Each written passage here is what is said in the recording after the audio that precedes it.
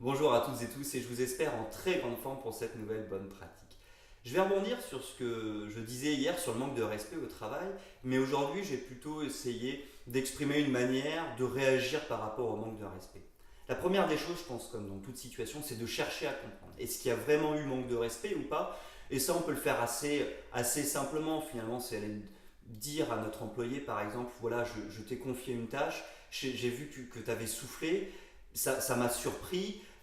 qu'est-ce qui s'est passé? Soit l'employé va nous dire effectivement oui cette tâche ça me paraît quand même compliqué, les timings que tu me donnes sont compliqués ou je suis pas sûr d'avoir les compétences. Donc à partir de là on comprend tout de suite qu'il n'y a pas eu manque de respect, c'est plutôt la personne qui a eu peur.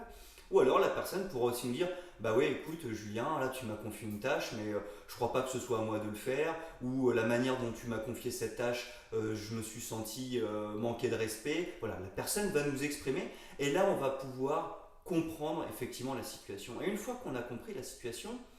soit il y a eu manque de respect, effectivement, la personne effectivement elle a pas assez senti blessée, du coup elle nous a blessés aussi. Et dans ce cas-là, il suffira juste d'échanger en lui disant bah écoute non c'est pas ce que je voulais dire, c'est pas comme ça que je voulais te confier ta tâche, rassurer la personne, je sais que tu es en capacité d'y arriver ou je vais te donner les moyens d'y arriver. En fait, une fois qu'on a compris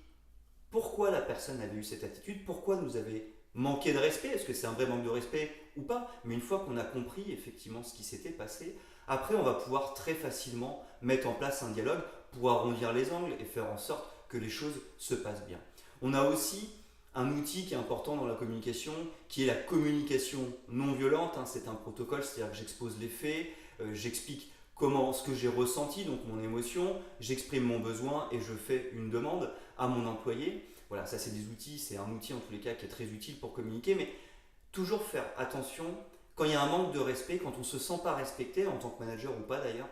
on risque de réagir dans la colère, parce que la colère c'est le manque de respect qui fait qu'on se met en colère.